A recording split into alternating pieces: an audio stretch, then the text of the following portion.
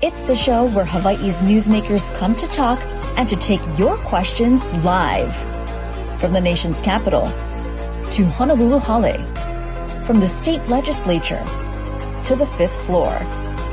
We bring the experts to you and ask them what you want to know. Spotlight Hawaii with Yunji Denise and Ryan Kalesuji on the digital platforms of the Honolulu Star-Advertiser.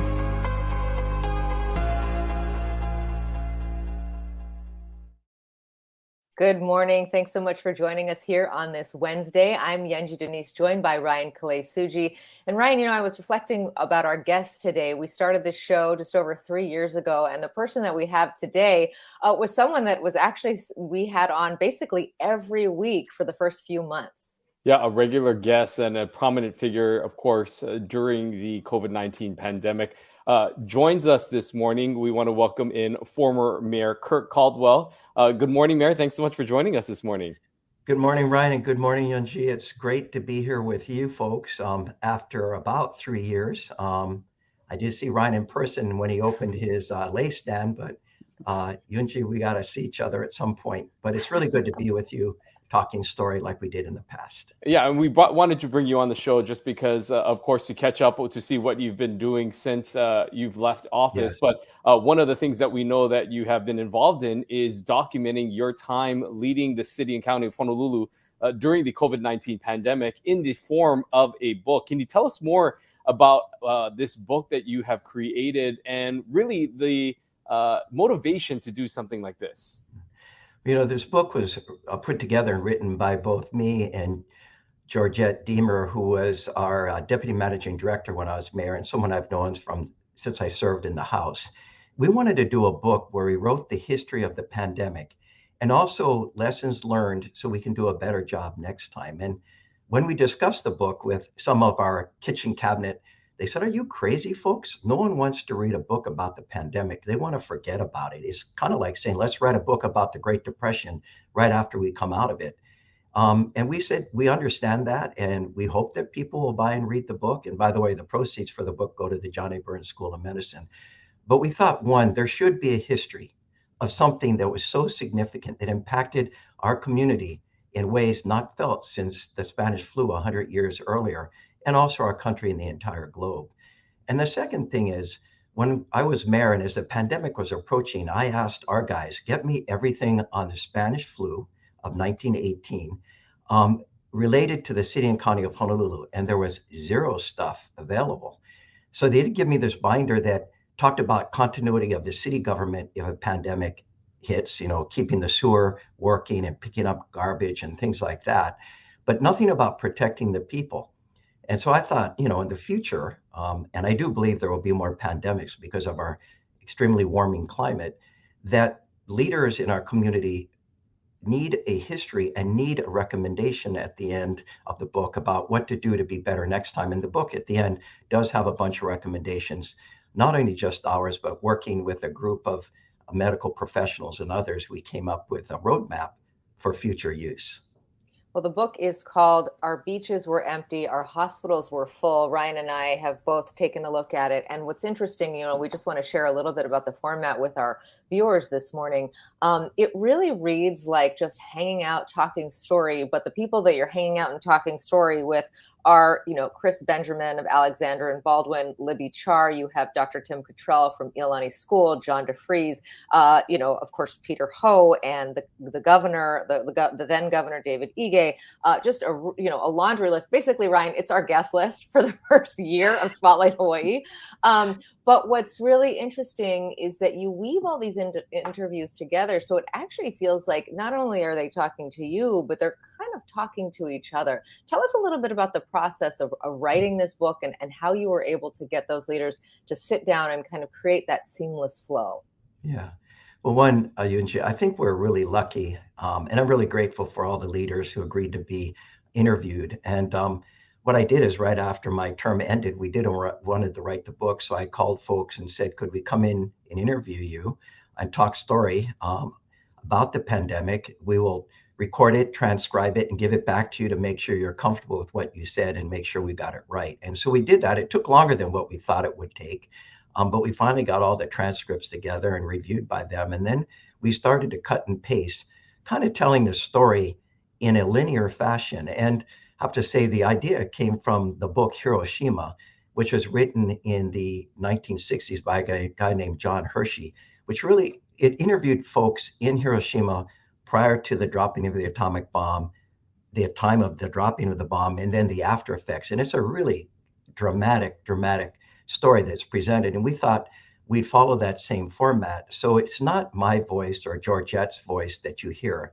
It's the actual voices of leaders making decisions in real time that they had to live with, good and bad. And I think it makes for a fascinating story, particularly in the beginning where, they're talking about when did they think the pandemic was going to be a problem, and watching these dominoes fall so quickly, and they're reacting and responding to it, trying to keep their businesses operating, trying to keep their nonprofits going, and of course, government leaders trying to protect the public while balancing the demands of our economy.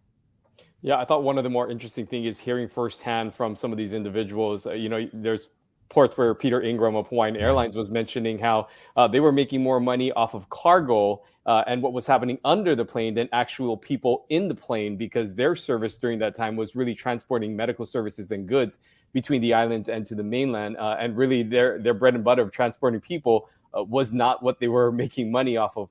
You hear stories like this. You hear from a nurse who really the first COVID patient that they interacted with, how they responded during those moments. Was there any story or any account that you heard from anyone that you interviewed that maybe caught you by surprise, or that you didn't know about through this process that you learned by telling this book? Well, one that caught me by surprise, and it's kind of amazing in some ways when you think about it, is Governor Ige, someone who I interacted with almost daily during the pandemic. And in the book, I tell the story about how we wanted to do a lockdown in the third week of March, and I went to the governor's office to talk to him. We had a stay-at-home, work-at-home order that we copied from San Francisco, and Mayor London Breed. She was the first government leader in the country to do a lockdown, and wanted him to go with us and make it a statewide lockdown. And instead, there was a lot of argument by then Director, Department of Health, Bruce Anderson, why we shouldn't, and why we had a lot of pukas, essential business type pukas. And we finally, at the end of a couple hours of discussion, I said, well, I'm here to ask to go together, but if not, we're going to do the lockdown. We're going to announce it on Sunday, and it's going to go into effect on Monday. Peter Ho recommended we give at least a day or two for people to get ready. But when I interviewed him in the book, I was frustrated with the governor for not agreeing to go together. And he told me, Mayor, you guys on Oahu with 1 million people saw the impacts a rapid spread of this virus would have on your community. And that was for sure. In fact, Peter Ho, Ray Vara, and Mike Akane came in to see me earlier on Saturday, called me on early Saturday and gave me a chart prepared by Piero Midiar's data collaborative showing what a spike, what would occur if we didn't do a lockdown, this huge spike in hospitalizations and, people not in hospital beds, but out in hallways, that got me to react. And he said, Oahu was ready, but Kauai, Mayor, is very different than Maui or Hawaii Island. And, I had to look at the entire state and the other mayors. And you know what, guys, he was right. And I didn't really think about it till much, 2 years later, a year after when I interviewed him about it, I came to understand from where he sat, he had to make a different decision. Now, a couple of days later, he did do a statewide lockdown because I think the other mayors realized that it was the correct thing to do. And by the way, I did want to mention this. In doing the book, I looked at other cities and states, and we look at the state of New York and the city of New York. That was, ground central for COVID deaths. It was kind of like Bergamo, Italy. And what happened there is you had a governor in Cuomo and a mayor in de Blasio that were fighting each other about who had jurisdiction to do what in the pandemic. And they waited too long to do a lockdown, and the virus really spread. This is before vaccines, and there were many deaths. I believe that the lockdown, and facts and statistics prove it, that prior to a vaccine, the lockdown actually prevented the spread of the virus, saved lives, and kept our hospitals from being overwhelmed. Once there was a vaccine, the number of people who got really sick and needed hospitalizations was much less. And so taking action quickly, I think, saved lives in the state of Hawaii and in the city and county of Honolulu. And in fact, we rank in terms of per capita deaths, the lowest of any state in the country. And for cities a million and over, the lowest in terms of cities. So in that way, I think things worked. It's interesting when you mentioned, around the kitchen table and folks saying like, oh, people want to put the pandemic behind us. I had a little of that feeling myself when I first started reading and thinking, oh gosh, this was so traumatic. Do I really want to re-experience that? But also it was very interesting because, as you mentioned, in that interaction with the governor, and of course for the layperson, much more so, that you reveal all these things that you didn't really understand the thinking at the time, and you kind of get in there. I wonder what this process was like to revisit all of this for you. Did you find it cathartic? Did you find it traumatic? I mean, what was that like? I found it somewhat cathartic. I found it in some ways reaffirming. But the thing that I came with, and I'm really glad Georgette and I put the effort into writing the book, is I was overwhelmed by the perseverance, the resilience, the commitment of the people of Hawaii. I can think about myself in the pandemic and what I had to do, but I think about the 1.4 million people living in Hawaii and how we came together as a people during this incredible crisis, once in 100 years. And that we made incredible sacrifices. People lost their jobs, lost their businesses, their kids lost their education. And yet we came together pretty much as an ohana. We looked out for each other. We followed the requirements for the most part. We did what was expected to be done of us. And we showed great compassion for each other. And for me, that really affirmed who we are as a people. I do believe we are a special people because of whether it be the host culture, our Asian influence, the fact we live on islands, but we're an incredible people. And we demonstrated that in this pandemic. And that is something that I really came to feel by interviewing all these folks and listening to their stories. This was also a time where many political leaders, including yourself, came under fire, some criticism and disagreements with the way that all of this was handled. Looking back on it now and having revisited some of the things and knowing with hindsight of how things eventually panned out, is there anything that you would have done differently when examining this and going through this process again, and some of the decisions that you make? Were there anything that made you second guess yourself, your decisions, or anything you regret? Well, absolutely, Ryan. I do think to say, hey, we did everything the right way, we should do it that way again, I think would not be wise. I think facts, looking back at how we could do things better, and there are things we could do better. One thing that came through interviewing some of these leaders is they told me, Mayor, I wish when you talked to the media, folks like you, that you talked a little bit more with hope in your voice and about the future, because, things were so grim and hopeless at times that, they looked to leaders to provide that hope. And I thought of, not that I would get anywhere near what FDR was, Franklin Delano Roosevelt, but he gave people great hope during the Depression and even during the war, World War II. And so I regret that perhaps I didn't, put more emphasis on hope. But here are some of the other things I think we would do different, or I think mayors and governors should do different in the future, is I do think lockdowns work in terms of preventing spread of a virus. And if there's another pandemic, until there's a vaccine developed with RNA technology today, it can probably happen fairly quickly. Lockdowns work, but they need to be more strategic. We did a lockdown. We shut down certain things. We said other businesses were essential. So Costco could be essential and everyone was there, but a mom and pop store, a local store, had to close. And it really had a huge impact on those types of businesses. And so I think a stay-at-home, work-at-home order could prevent the spread of the virus until there's a vaccine, but a more strategic one, more finely tuned. So smaller businesses could stay open too if they have the proper protocols, perhaps only certain people entering the business at a time, mask wearing, spacing, showing that they have all these things in place in a way to police them, to make sure they're done correctly. I think parks could remain open, but not to large gatherings, because people need to get outside and exercise and just get their yayas out when you're staying at home and working at home, 24/7. So definitely, I think we could do things better. And I also believe that a tier system like the one we developed after the second lockdown is something that we would have to implement with probably some fine tuning instead of where it was, if cases were a certain number, if they got less, you could move forward. Instead saying if cases are a certain number and you open more and they stay at the certain number, you could even open up more businesses.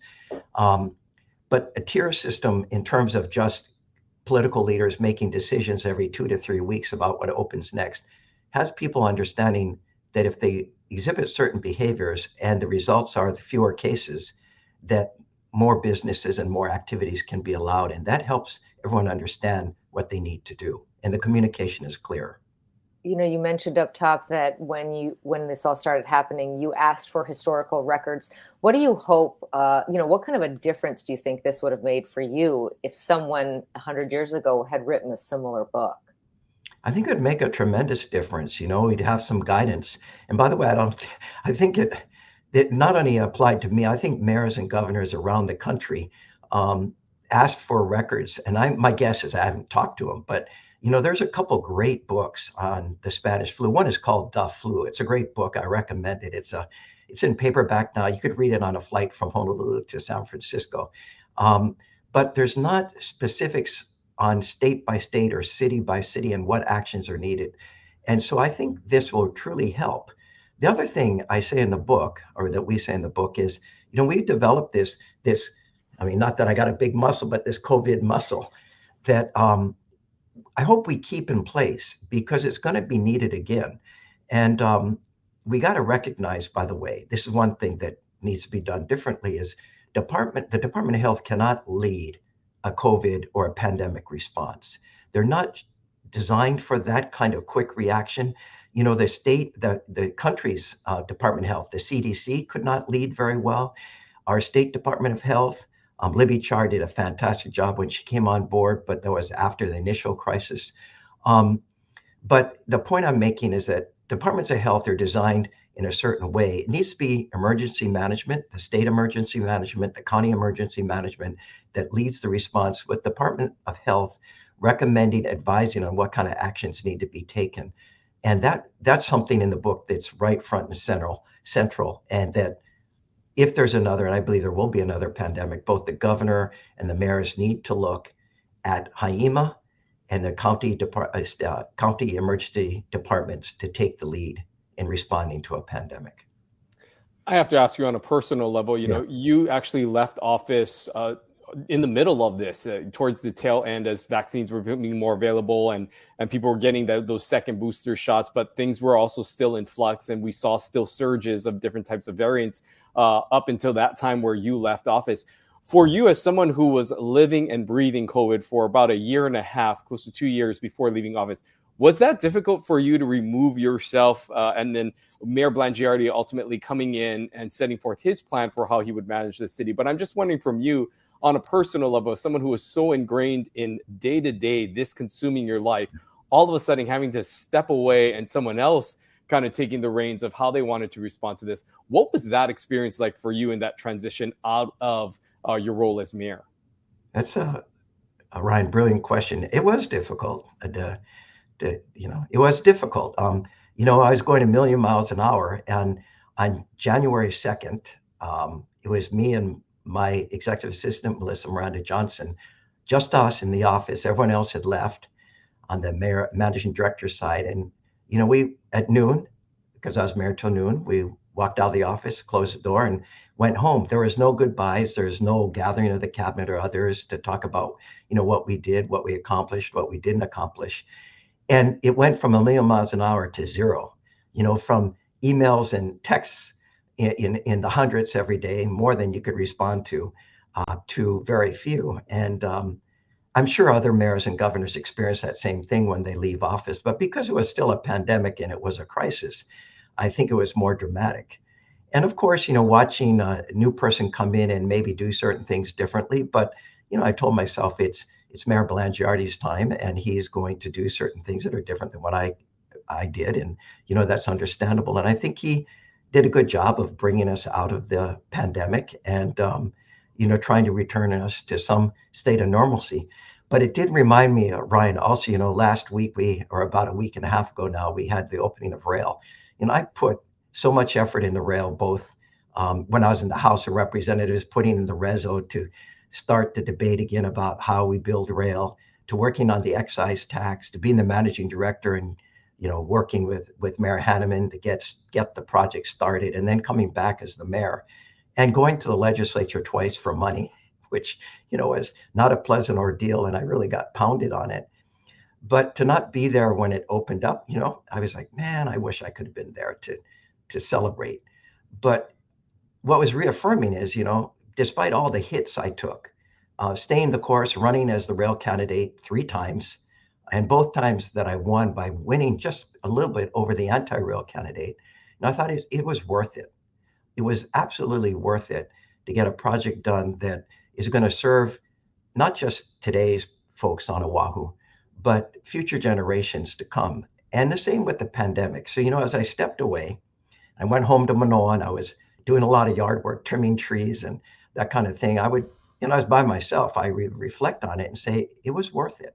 I was really lucky, and I was blown away by, again, the people of Oahu and what they did to keep each other safe during this crisis. I want to stick with rail for a minute. I know our understanding is that you are working on a second book. When we had you on in the past, before you left Honolulu Hale, you did say that you would be writing 2 books, 1 down, 1 to go. Tell us about this next project and your focus for that. Yeah, so my next project, ask Georgette. I don't know if she'll help. It's good to have a co-author, because, like I said, it sets discipline. But I want to write a book on rail. I started to do some of the basic research, and it's not just about my time working on rail, although that'll be a part of the book. It's all the efforts to build a rail system on our island of Oahu, going all the way back from when we did have a train system in the old plantation days. And the struggles and the difficulties of trying to build a project when you have change in administrations, both at the state level and at the county level. You saw mayors who would campaign against each other, and depending on who won or lost, projects were killed or supported, changes in the city council and at the legislature. But how critical it is for leaders to stay the course on major infrastructure projects, because they have an immense impact on how we live as a people in our communities, not just on Oahu and in the state of Hawaii, but around our country. And the unfortunate thing is, in our country today, if there's a leader, a governor, or a mayor, or even a president who supports something, the next person who comes in, because that person supported it, they're opposed to it. And if we're like that, we cannot build major infrastructure projects that are so critical. And, I think of high-speed rail. A country like China, People's Republic of China, has hundreds of systems. And our country, that was the cutting edge country for rail in the old days, and so many other, interstate highway system, can't build major infrastructure projects anymore, except in a few small examples, like the Big Dig in Boston, which highly controversial, went way over budget, but has had major positive impacts for the people of Boston since it was completed. So that's the book I'm working on next. And I think the hard part is going to be finding the record in the early days. I want to try to find original sources, and that's what I've been looking at right now, to make sure there's enough there that I can make sure I'm basing what I'm saying on facts. Well, we know during that opening, there were a lot of faces from those times and people who worked so hard to get it to this point. I have to ask, have you been on Skyline? Have you been able to take a ride, and your thoughts on how that went?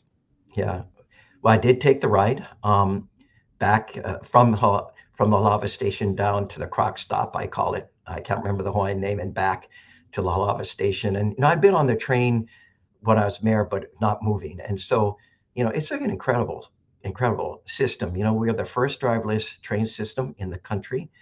I've been told we're the first train system in the world that has surfboard racks. It's a beautiful system. People need to get used to how to ride it. People say it accelerates too quickly or it stops, it rocks. And we all know that anyone who's been on a train, whether it be inner city trains or rail systems within a city, you need to get used to it. But I think it's a great system. We should be very proud of it.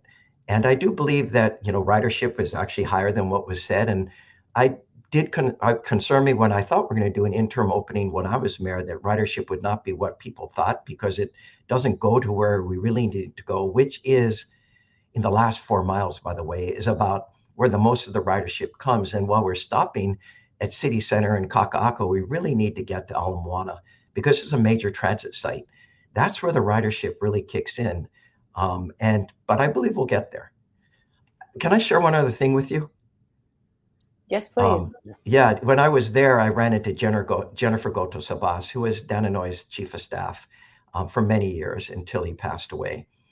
And I saw her, we talked story, and that afternoon, after we both rode the train, she sent me a picture, and she went up to Punch Bowl to Senator Inouye's grave, which is next to Maggie, his wife's, in the 442 section.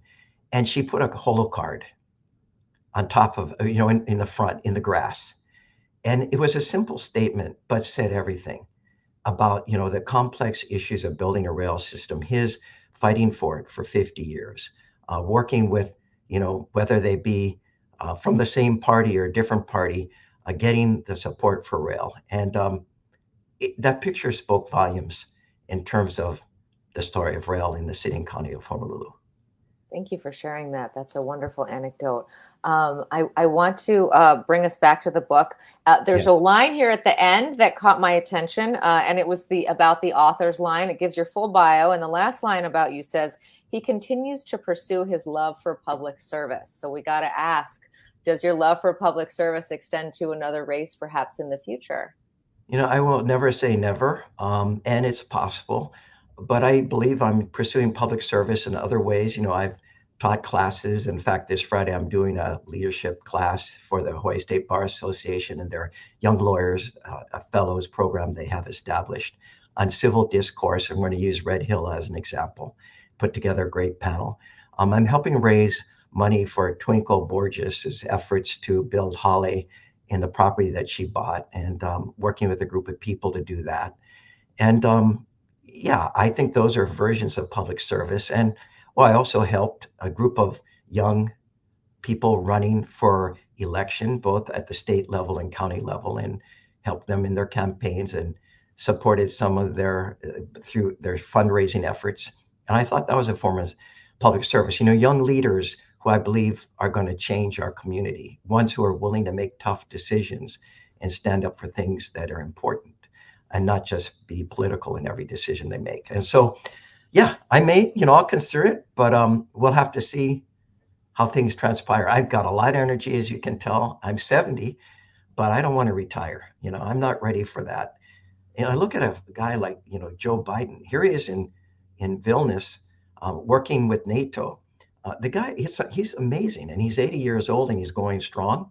Not that I compare myself to Biden, but in terms of age, I still got a lot of energy, and I have a lot of things I want to do. Well, before we let you go, just one final word this morning that you may have of what your hopes this book will bring to this community, and just your overall thoughts on your vision for what it could potentially provide people as they read it. Well, number one is I do think it's an important read, and their story is in there too, even though they may not have been interviewed, because they lived it. But to see it in a holistic way and come to the same conclusion that I did about how incredible we are as a people, the sacrifices that we made for each other so that we could recover more quickly. When you think about what we've done, it allowed our visitor industry to bounce back much more quickly, to see our economy grow stronger very quickly. In fact, inflation is lower than in most other places around our country. I think all of that is because of the discipline and sacrifices we made as a people. And to reaffirm that in us, and then also to make sure that we're ready next time, that all of us need to be part of a solution should there be another pandemic. And like I said, I think with a warming climate and the way people travel, that we're going to see more pandemics more frequently in the future. And we need to be ready. And this book helps us all be prepared. It's so great to catch up with you. We hope that we get to talk to you again soon, hopefully before the next book is POW, because I imagine that one is going to be a beast in research. Yes, it's going to be a beast. But we really appreciate you coming on again. For our viewers, the book is called Our Beaches Were Empty, Our Hospitals Were Full, and it is an account of what happened in the days of the pandemic. Thank you so much, former Mayor Kirk Caldwell, for joining us this morning. We really appreciate it. Thanks, Yunji, and thanks, Ryan, and thanks for all the service you do for all of us. Thanks so much. Take care. Aloha. Thank you.